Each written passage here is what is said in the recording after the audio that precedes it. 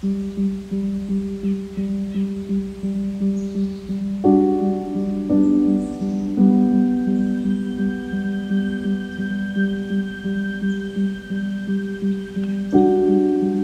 hörppimässä kuule kahvia. Ole hyvä. Kiitos. Mennäänhän lämpimään piirtiin. Sano sitten kun riittää. Kiitos. Ole hyvä. No tervehdys. Ollaan täällä Kodalla kahvinjuonnissa ja vähän rupatellaan tässä. Minä olen Ari Jäntti, toimin Green Gold Timberlands 1 Oy:ssä metsätilojen hankinnasta vastaavana henkilönä. Ja mulla on tässä vieressä Teija Martikainen ja teidän kanssa meillä olikin metsätilakauppoja tässä vähän aikaa takaperin. Haluaisitko Teija hieman kertoa itsestäsi?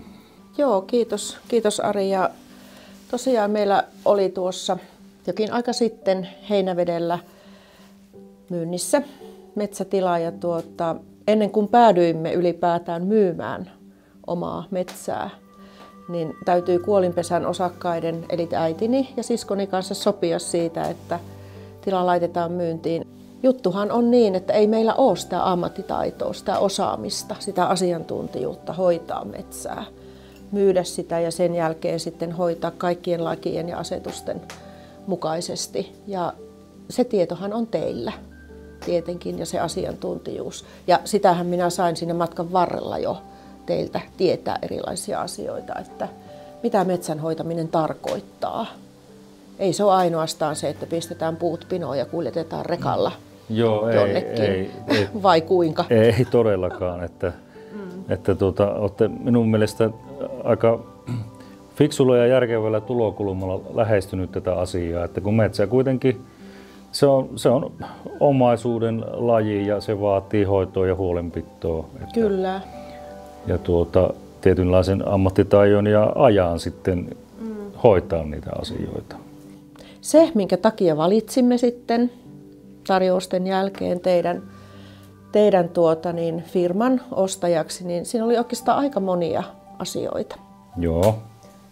Haluaisitko hieman avata? Joo, totta ihmeessä. Eli tietenkin hinta on yksi erittäin tärkeä asia. Ja sitten se, että teidän hallinnon puolella oli aivan todella miellyttävä henkilö, jonka kanssa käytiin myös keskustelua pienemmistäkin yksityiskohdista. Joo. Ja hän auttoi sitten vielä siinä kohtaa.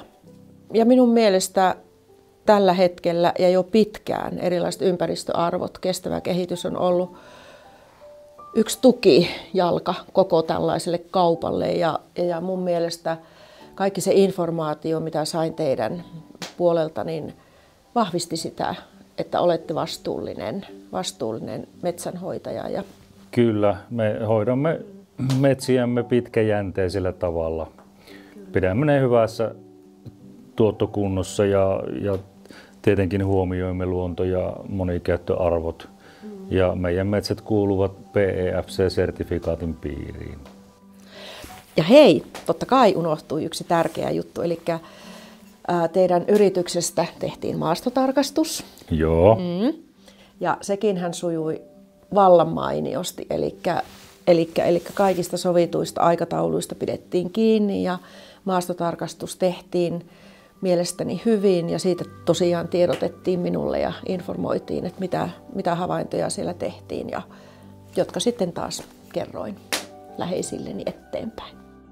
Kiitoksia ja hyvin osasit sanottaa tämän prosessin ja on todella hienoa kuulla, että olemme pystyneet palvelemaan ammattitaitoisesti ja pitämään teidät ajan tasalla. Kyllä. Näissä asioissa. Että se on hieno asia. Joo, ja voin suositella teidän yritystä. Ja itse asiassa olen jo suositellutkin omille verkostoille, hieno kuulla.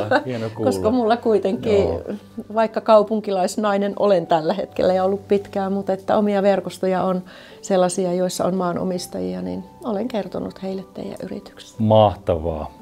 Me pyrimme tekemään tämän asiakkaalle tämän metsätilakauppaprosessin mahdollisimman joustavaksi ja helpoksi. Ja palvelemaan parhaamme mukaan ja tuomaan peliin sen kaiken ammattitaitomme, mikä meillä metsäammattilaisina on.